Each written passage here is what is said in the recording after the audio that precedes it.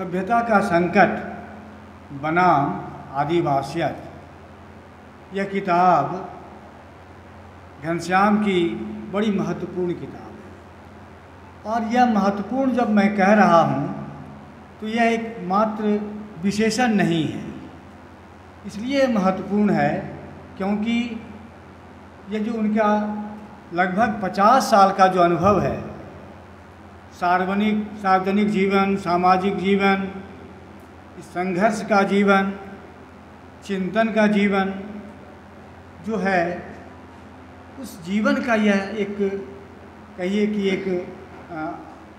एक प्रतिफल है। यह तो संजोग ऐसा हुआ कि यह दुस्समय जो था, कोरोना काल, लॉकडाउन का समय, जिसमें बहुत सारी गतिविधियां बंद हो गई थीं, लोग अपने घरों में रहने के लिए मजबूर हो गए थे। और ऐसे ही समय में घनश्याम जैसे एक्टिविस्ट लेखक को यह समय मिला कि वह सोच सके अपने विगत के जीवन को, विगत के अनुभवों के बारे में, और आने वाला जो समय होगा, जो सभ्यता का संकट हमारे सामने खड़ा है, इन सब विषयों पर सोचने का उनको मौका मिला।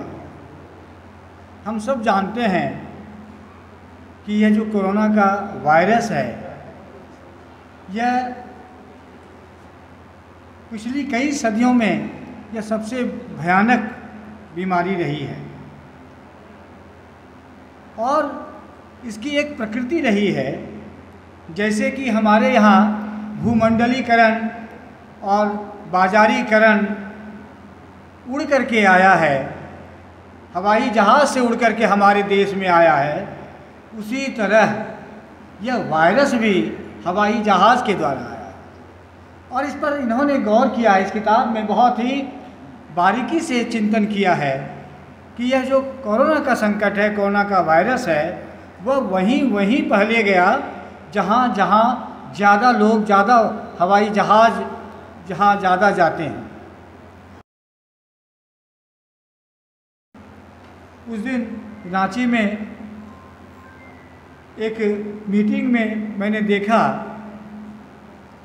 कि उड़ीसा के आदिवासी कह रहे थे कि जंगल में आग लग गई, फायर ब्रिगेड के लोग और जो फॉरेस्ट डिपार्टमेंट के लोग थे, उन्हें बहुत परेशानी होने लगी, वो असक्षम थे। उन्होंने आदिवासियों से मदद ली और मदद लेकर के जंगल की आग को उन्होंने बुझाई। लेकिन जब क्रेडिट देने का समय आया तो उन्हें नहीं मिला।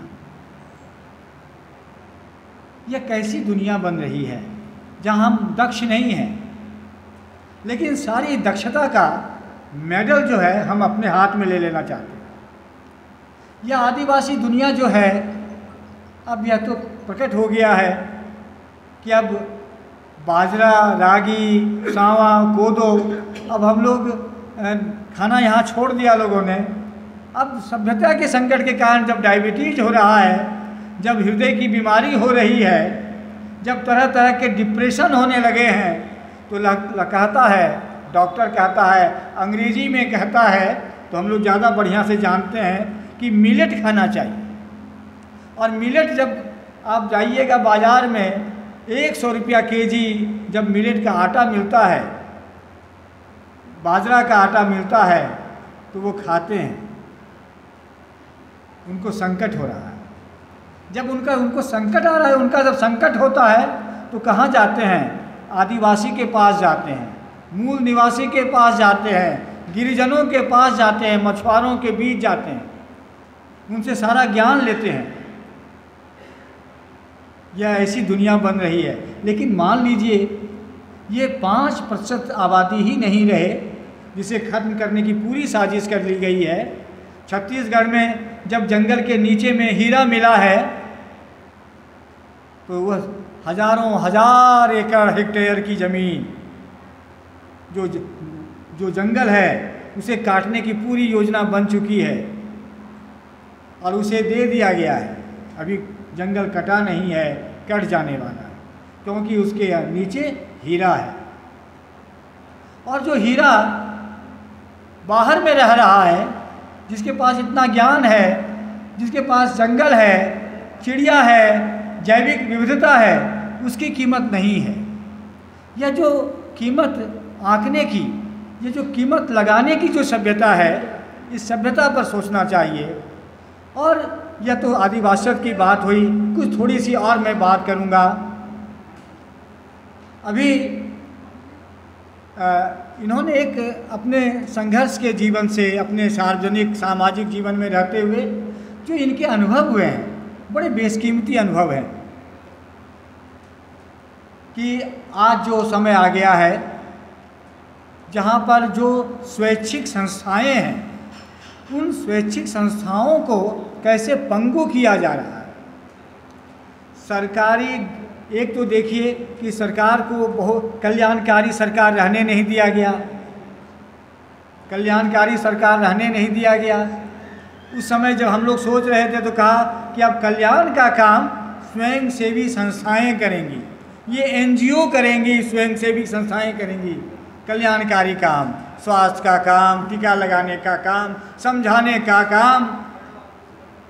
और आज सरकार भी कल्याणकारी नहीं रह गई, और जो स्वैच्छिक संस्थाएं थीं, जो एनजीओज थे, उन पर तो आप जान ही रहे हैं कि ये जो सरकार विगत 14-15 साल से जो कर रही है, वो क्या हो रहा है। स्वैच्छिक संस्थाओं को बहुत तरह से, बहुत मतलब कह सकते हैं षड्यंत्र करके, खल चक्र रच करके इसे बंद किया जा रहा है। तरह तरह के केस मुकदमे किए जा रहे हैं, तरह तरह से इस पर बंदिशें लगाई जा रही हैं। सरकार भी कल्याण का काम नहीं कर रही है और स्वयं सेवी संस्थाओं को भी इससे दूर किया जा रहा है। अब वो बचेगा क्या?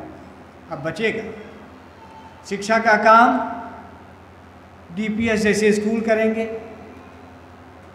कारपोरेट स्कूल करेंगे, मणिपाल जैसे जो कारपोरेट हाउस हैं वे स्वास्थ्य का काम करेंगे। और जानते ही हैं कि जब आपको बीमार पड़िएगा, जब इन बड़े बड़े हॉस्पिटलों में जाइएगा तो कितनी लूट होती है। सरकार की चिकित्सा पद्धति खत्म, स्वयंसेवी संस्थाएं चली गई बाहर, और ये जो कॉरपोरेट जो लूट है, पूरी दुनिया में जो कॉरपोरेट लूट है, इसके लिए पूरा खुला खेल है, खुला हुआ मैदान है, और वो गोल पर गोल दागे जा रहे हैं। ऐसे समय में मुझे लगता है कि यह किताब हमें सोचने के लिए एक दिशा देने का काम करती है। और यह जो सामाजिक जीवन में रहने वाले लोग हैं, कार्यकर्ता हैं, उनके लिए तो एक हैंडबुक है यह। इनके द्वारा आप समझ सकते हैं कि हमारे जो पहले के कार्यकर्ता हैं किन किन प्रक्रियाओं से गुजरे हैं, किन किन परेशानियों से गुजर रहे हैं, आज वे किन परेशानियों से गुजर रहे हैं, और आने वाले समय में यह फील्ड जो है, यह जो क्षेत्र है, यह कैसा होने वाला है। तो यदि समाज को, आदिवासी को बचाना है, आदिवासियत को बचाना है, और यही अब बनाम नहीं, अब एक मात अनिवार्य है। आदिवासियत ही इस दुनिया की रक्षा कर सकता है, यही एक संदेश है इस किताब में। और आपको इस किताब में पढ़ते हुए आपको केवल वो निष्कर्ष नहीं देते हैं यह, आप जब पढ़िएगा यह किताब तो पढ़ते हुए सोचिएगा, आपके सोचने की प्रक्रिया भी चलेगी, और आपका अपना एक समानांतर चिंतन चलेगा। यह आपको भी सोचने के लिए बाध्य करेगा। इसलिए यह किताब आपके साथ और खुलती जाएगी और इसकी नई नई व्याख्या होती जाएगी। मैं घनश्याम जी को बहुत बहुत शुभकामना देता हूँ, और मधुपुर को शुभकामना देता हूँ कि घनश्याम जैसे लेखक इस समाज में हुए हैं। इस समाज का शुक्रिया कि एक अच्छा लेखक हुआ जो दुनिया के बारे में चिंता कर रहा है, दुनिया के आने वाले भविष्य के बारे में चिंता कर रहा है। धन्यवाद, आप सभी को धन्यवाद।